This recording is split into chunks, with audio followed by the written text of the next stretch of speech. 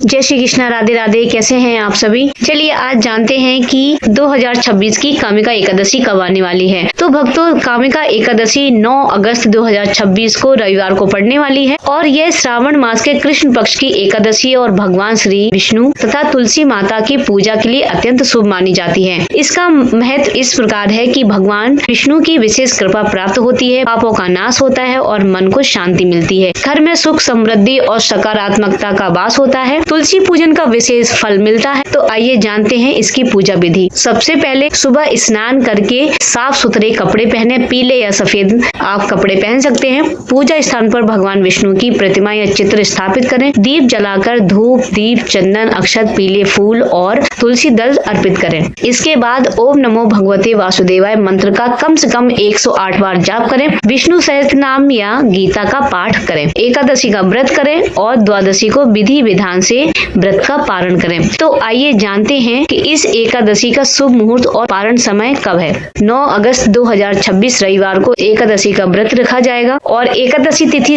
प्रारंभ हो रही है 8 अगस्त 2026 को दोपहर 1:59 पर और एकादशी तिथि समाप्त हो रही है 9 अगस्त 2026 सुबह 11:04 पर। इसका ब्रह्म मुहूर्त पूजन है सुबह 4:20 से 5:05 तक और अमृत काल का मुहूर्त है 6 बजे से 9 बजे तक और व्रत का पारण का समय है 10 अगस्त सोमवार को प्रातः 5:47 से 8 बजे तक। तो आइए भक्तों जानते हैं कि कामिका एकादशी के दिन हम क्या प्रभावशाली उपाय करें कि हमारे सारे मनोरथ, हमारे सारे काम पूर्ण हो। नंबर 1, तुलसी अर्पण करें। भगवान श्री हरि विष्णु को 11 या 21 तुलसी दल श्रद्धा पूर्वक अर्पित करें और ओम नमो भगवते वासुदेवाय मंत्र का 108 बार जाप करें। नंबर 2, घी का दीपक जलाएं। शाम के समय भगवान विष्णु और माता तुलसी के सामने शुद्ध घी का दीपक जलाएं और इससे घर में सुख समृद्धि और सकारात्मकता की आने की मान्यता है।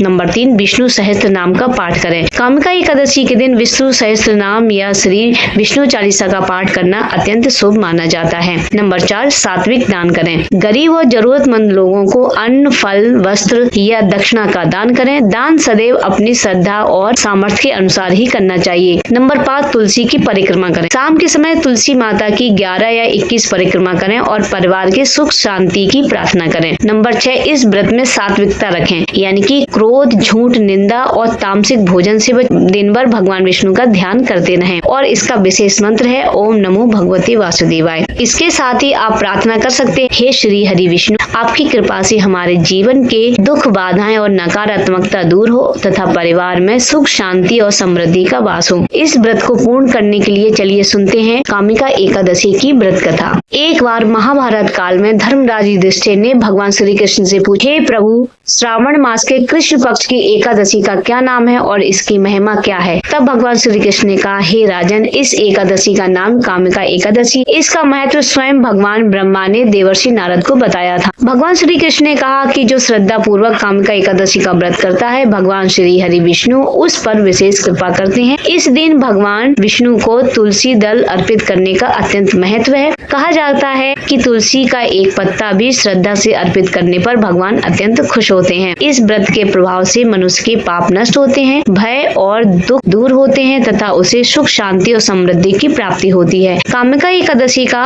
पुण्य अनेक यज्ञों तथा तीर्थ स्थान के समान फलदायी माना गया है। भगवान श्री कृष्ण ने अंत में कहा कि जो व्यक्ति इस कथा को सुनता या सुनाता है, भगवान श्री विष्णु का स्मरण करता है और द्वादशी के दिन विधि पूर्वक पारण करता है, उसे अंत में श्री हरि के दिव्य धाम की प्राप्ति होती है। तो भक्तों, ये थी कामिका एकादशी की व्रत कथा और उससे जुड़ी जानकारी। अगर आपको ये वीडियो पसंद आए तो आप मेरे वीडियो को लाइक करें और चैनल को सब्सक्राइब जरूर कर लें। तो मिलते हैं अगले वीडियो। जय श्री कृष्णा, राधे राधे, श्री हरिदास। आप सभी का दिन शुभ हो।